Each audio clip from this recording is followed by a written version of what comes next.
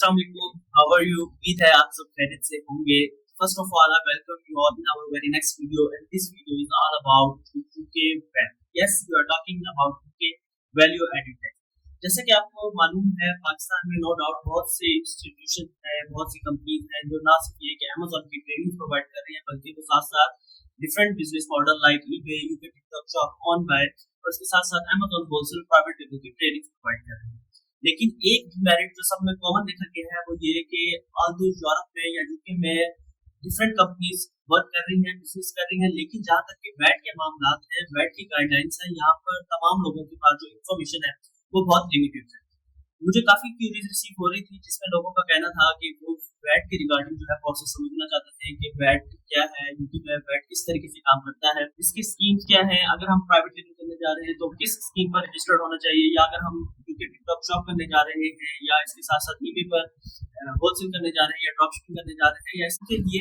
क्या बेटर है कि वो किस स्कीम पे जो है वैट रजिस्टर्ड हो सके। After watching this video, you will able to get all the guidelines and all the details कि अगर आप यूके में Amazon बिजनेस करने जा रहे हैं, either it is Amazon private label or it is FBA wholesale, तो कौन सी स्कीम बेटर है कि आप उसके साथ जो है रजिस्टर्ड हो। तो जैसा कि आपको मालूम है, यूके में टैक्स के सारे मामला को जो डिपार्टमेंट डील करता है उसको HMRC कहते हैं। और जहां तक यूके में वैट स्कीम का ताल्लुक है, यूके में दो किस्म की वैट स्कीम जो है काम करती है। एक स्टैंडर्ड रेट स्कीम जो 20% की है और सेकेंडली फ्लैट रेट स्कीम जो 6.5% हुआ करती थी। याद रहे, flat rate scheme before May 2024 it was 6.5 on the very first year of registration and after that it was 7.5.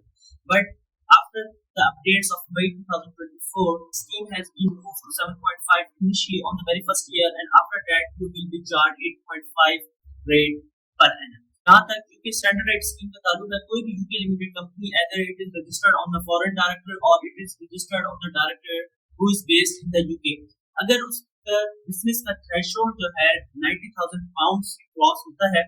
या वो समझता है कि उसकी कुछ स्टार्टिंग मंथ्स की जो सेल है वो इस कैलिबर की है कि उसका क्वार्टर जो सेल था वो 20,000 पाउंड से जो है क्रॉस कर गया है और वो इसको एज्यूम करता है कि अगर वो इसी पेस के साथ चले तो उसका जो एनुअल टर्नओवर है, एनुअल सेल्स का टर्नओवर है वो 90,000 पाउंड को क्रॉस कर जाएगा। तो इसके लिए बेटर ये है कि वो वैट रजिस्टर्ड हो जाए।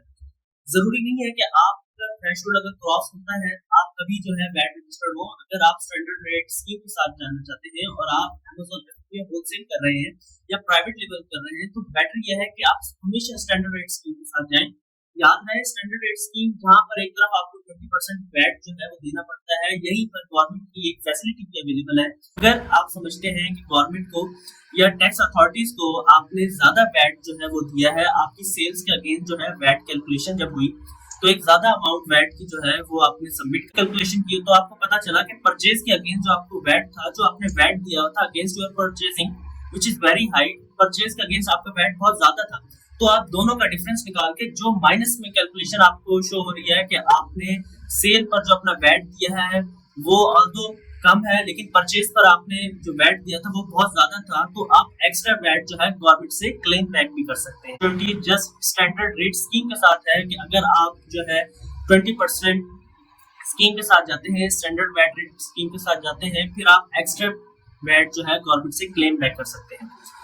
जहां तक बात है फ्लैट रेट स्कीम की, तो जिस तरीके से आपको बताया गया था, फ्लैट रेट स्कीम की जो करंटली वैल्यू है 1.5 for the very first year and after that you will be charge 8.5 per annum. तो फ्लैट रेट स्कीम का डीमेरिट ये है कि आपको सालाना 8.5 normally after crossing the very first year आपको एनुअली 8.5 रेट के हिसाब से अपनी सेल्स के अगेंस्ट जो है वैट देना पड़ेगा। लेकिन अगर आप किसी सप्लायर को पे करते हैं, Amazon को पे करते हैं, Amazon की फी के अगेंस्ट जो वैट वगैरह पे करते हैं तो आप किसी किस्म का वैट जो है क्लेम नहीं कर पाएंगे। Other you are doing private label और you are doing the wholesale और आप यूके के एस्टैब्लिश वेंडर्स को, ब्रांड्स को, होलसेलर को नो डाउट वैट दे रहे हैं। Amazon भी आपसे वैट क्लेम कर रहा है, अब सेल के अगेंस्ट जो है आप Amazon को वैट दे रहे हैं, लेकिन आप किसी सूरत में गवर्नमेंट से जो वैट है वो क्लेम बैक नहीं कर सकते क्योंकि आप उस स्कीम पर ही रजिस्टर्ड नहीं है जो आपको ये फैसिलिटी प्रोवाइड करती है कि आप गवर्नमेंट से एक्स्ट्रा वैट जो है क्लेम कर सके। याद रहे, अगर आपका थ्रेशोल्ड 90,000 पाउंड से क्रॉस हो जाएगा तो उस सूरत में आपके लिए फीसिबल ये है कि आप स्टैंडर्ड रेट स्कीम के साथ जाएं। लेकिन अगर आप प्राइवेट लेवल कर रहे हैं और होलसेल कर रहे हैं तो बेटर ये है कि डे फर्स्ट से ही आप स्टैंडर्ड रेट स्कीम के साथ जाएं, क्योंकि स्टैंडर्ड रेट स्कीम के जो फायदे हैं वो आपको ओवरऑल बिजनेस के लिए बहुत जरूरी है, क्योंकि आपको पता है अगर 2024 से ऑनवर्ड अमेज़न ने अपनी फी के अगेंस्ट भी जो है सेलर से वैट लेना स्टार्ट कर दिया है। either it is referral fee or it is the FBA fee, fulfillment by Amazon fee, you will be charged VAT on per order। Her order के अगेंस्ट आपको जो है वैट चार्ज होगा, और अगर आप पीपीसी रन कर रहे हैं तो नो डाउट आपको पीपीसी के अगेंस्ट जो है 20% वैट जो है वो पे करना पड़ेगा। इसके साथ साथ अगर आप सप्लायर से होलसेल का बिजनेस कर रहे हैं तो सप्लायर से जो भी आप परचेजिंग कर रहे हैं उस पर भी आपको 20% देना होगा। और अगर आप एक फॉरेनर डायरेक्टर हैं फिर तो आपको हर हाल में जो है अमेज़न को 20% वैट देना है। इवन आप 90,000 पाउंड के थ्रेशोल्ड के अंदर हैं फिर भी आपको जो है अमेज़न को वैट देना पड़ेगा। तो बेस्ट स्ट्रेटजी इसकी ये है कि आप डे फर्स्ट से ही स्टैंडर्ड रेट स्कीम के साथ रजिस्टर्ड हो जाएं, ताकि जो वैट अमेज़न आपसे चार्ज करता है अगेंस्ट सेल, जो वैट अमेज़न चार्ज करता है आपको अगेंस्ट द एडवर्टाइजमेंट, और जो वैट अमेज़न चार्ज कर रहा है आपको अगेंस्ट इट्स फी, या जो वेंडर्स आपको 20% चार्ज कर रहे हैं अगेंस्ट योर परचेजिंग, वो तमाम वैट जो है आप कैलकुलेट कर सकें। अपनी टोटल सेल्स के अगेंस्ट जो वैट है वो कैलकुलेट कर सकें। सेल्स के अगेंस्ट जो वैट है वो आप गवर्नमेंट को सबमिट करवाएं, और अगर आप देखते हैं कि परचेज पर आपने वैट काफी ज्यादा पे किया था तो एक्स्ट्रा वैट जो है वो आप गवर्नमेंट को क्लेम बैक भी कर सकते हैं। लेकिन जहां तक फ्लैट रेट स्कीम का ताल्लुक है, फ्लैट रेट स्कीम आल्दो आपको अपॉर्चुनिटी देती है कि अगर आपका ईयरली थ्रेशोल्ड 1,50,000 पाउंड